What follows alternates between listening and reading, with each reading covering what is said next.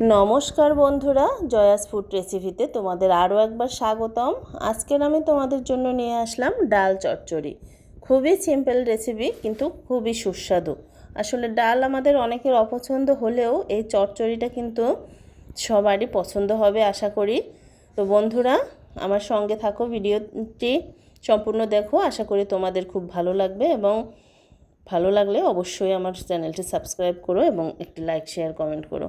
তো বন্ধুরা, ডাল চচ্চড়ির জন্য আমি এখানে এক কৌটো ডাল নিয়েছি, আর সঙ্গে নিয়েছি একটা মাঝারি সাইজের আলু কুচিয়ে নিয়েছি, হাফ কাপের একটু কম পেঁয়াজ কুচি, দুটো রসুন কুচি। আলুটা দিলে কিন্তু টেস্টটা একটু ভালো হবে। 8-10টি কাঁচা লঙ্কা মাঝখান থেকে আমি ফেলে দিয়েছি। একটু ঝাল ঝাল হলে কিন্তু চচ্চড়িটা খেতে ভালো হবে। হাফ চামচের বেশি, অল্প একটু বেশি দিয়ে দিয়েছি হলুদ।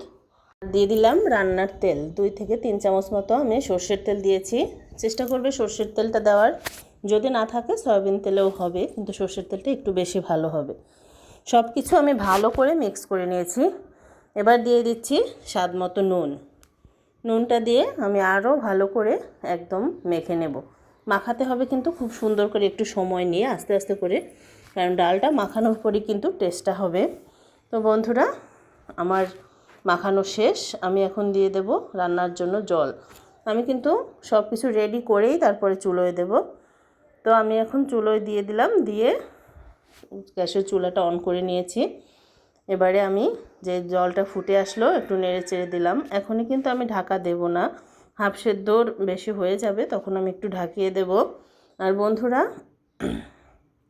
দেখতেই পাচ্ছ হাফ সেদ্ধ প্রায় হয়ে গেছে, ভেঙে ভেঙে গেছে ডালটা।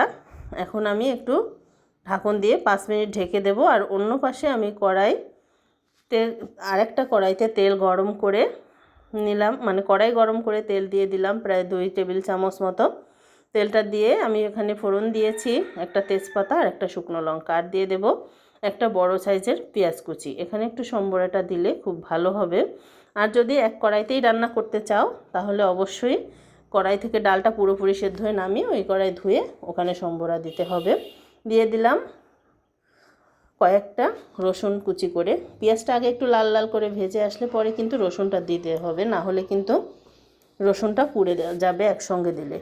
পেঁয়াজের সঙ্গে পুরোপুরি লাল লাল করে ভেজে নিতে হবে পেঁয়াজ রসুনটা। দেখো, একটা দারুণ গন্ধ বেরোচ্ছিল কিন্তু। এবার আমি তুলে অন্য কড়াইতে দিয়ে দেবো। একবারে দিয়ে দিতে দেখাতে পারলাম না, কারণ আমার এক হাতে ফোন থাকে, এক হাতে ভিডিও করি। তো চামচ দিয়ে উঠিয়ে উঠিয়ে আমি দিয়ে এবার সবগুলোকে আমি একেবারে ভালো করে মিক্স করে দেব নেড়ে। কারণ এখানে কি হবে, ডালটা আস্তও থাকবে এবং মিশেও যাবে, ছাড়া ছাড়া ভাবটা আর থাকবে না, এভাবে একটু ভালো করে নেড়ে চেড়ে দিলে। তো বন্ধুরা, রান্নাটা কিন্তু আমার প্রায় শেষের দিকে।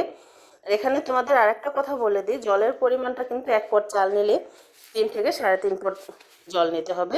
মেপে দিলেই বুঝতে পারবা, 3 গুণ বেশি দিতে হবে ডালের থেকে। যে যেরকম নেবে সেরকম জলটা নেবে। তো আশা করি তোমরা বুঝতে পারছো। আর রেসিপিটি কিন্তু আমার শেষ, আমি চুলো অফ করে দিয়েছি। খুবই সিম্পল কিন্তু খুবই সুস্বাদু। আশা করি অবশ্যই তোমরা ট্রাই করবে একবার হলেও। আমি কিন্তু কড়াই থেকে নামিয়ে নিয়েছি ডাল চচ্চড়িটা। বন্ধুরা, অবশ্যই একটা কমেন্টস করবে যে কেমন হয়েছে। তোমাদের ভালোবাসা পেলেই সামনে এগিয়ে যাব, এই ভরসাই কিন্তু তোমাদের মাঝে আসা। অবশ্যই আমাকে হেল্প করবে। আর রেসিপিটি কেমন হয়েছে আবারও বললাম, কমেন্টসে জানিও, আর অবশ্যই ট্রাই করো। আজকের মতো এখানেই টাটা, সবাই খুব ভালো থেকো।